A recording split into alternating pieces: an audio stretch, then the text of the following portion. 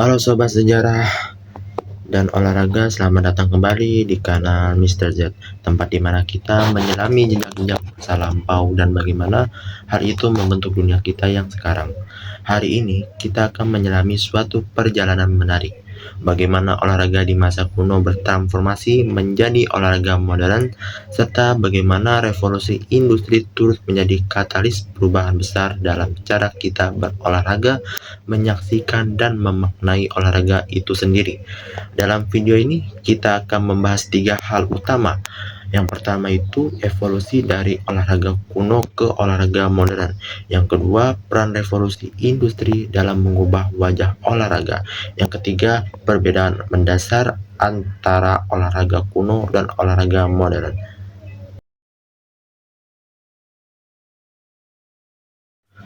Menurut Dunning tahun 2008, dalam Sociology of Sport, olahraga kuno berfungsi sebagai ritual keagamaan, simbol kekuatan, dan sarana hiburan bagi bangsawan.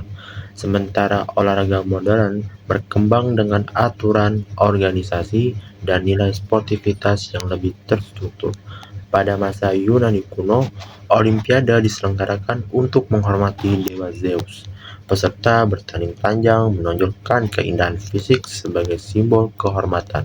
Namun, sejak abad ke-19, olahraga menjadi kegiatan universal, melibatkan seluruh lapisan masyarakat. Inilah awal lahirnya olahraga modern seperti sepak bola, lalu tenis, dan atletik.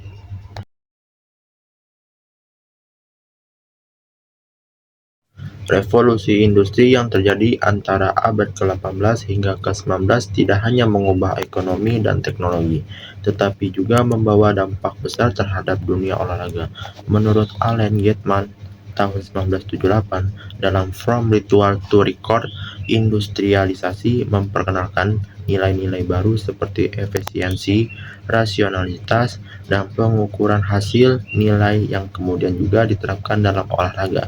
Jika sebelumnya olahraga dilakukan secara spontan dan tanpa aturan baku, kini muncul sistem yang lebih terorganisir dan terukur.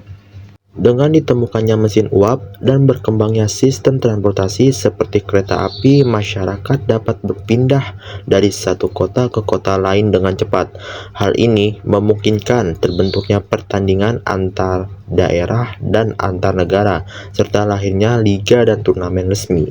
Sementara itu, perkembangan media massa, surat kabar, majalah, hingga radio mulai menyiarkan hasil pertandingan, menjadikan olahraga sebagai hiburan publik berskala nasional.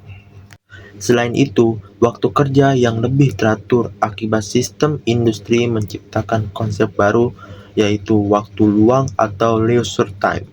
Para pekerja pabrik memiliki hari libur tetap yang kemudian dimanfaatkan untuk menonton atau berpartisipasi dalam kegiatan olahraga. Menurut Dunning dan Elias tahun 1986, hal ini melahirkan budaya baru di mana olahraga menjadi bagian dari gaya hidup masyarakat urban. Lembaga pendidikan di Inggris seperti Eton, Rugby, dan Cambridge turut berperan penting dalam membentuk standar olahraga modern. Mereka memperkenalkan aturan tertulis, sistem kompetisi, dan fair play yang kemudian menyebar ke seluruh dunia melalui kolonialisme Inggris.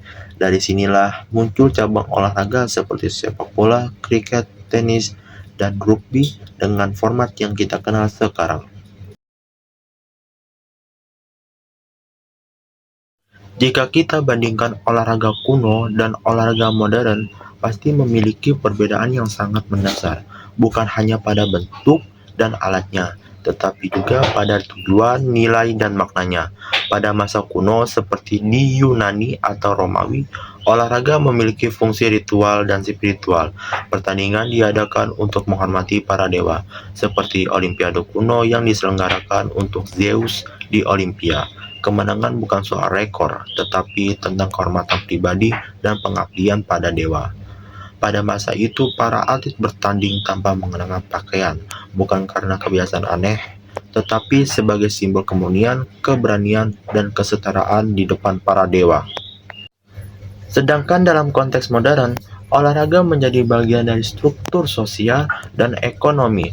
Menurut Goodman tahun 1978, olahraga modern memiliki 7 ciri utama, yaitu yang pertama sekularisasi adalah terlepas dari ritual keagamaan. Yang kedua, standarisasi aturan. Yang ketiga, kuantifikasi hasil yaitu pengukuran skor, waktu, dan jarak. Yang keempat, pencarian rekor. Yang kelima, organisasi formal yaitu federasi atau liga. Yang keenam, profesionalisme. Yang ketujuh, rasionalisasi permainan. Artinya, olahraga modern menekankan pada objektivitas, sistem, dan capaian prestasi yang dapat diukur secara ilmiah. Misalnya, kecepatan lari diukur dengan stopwatch digital, atau hasil pertandingan dianalisis menggunakan data statistik.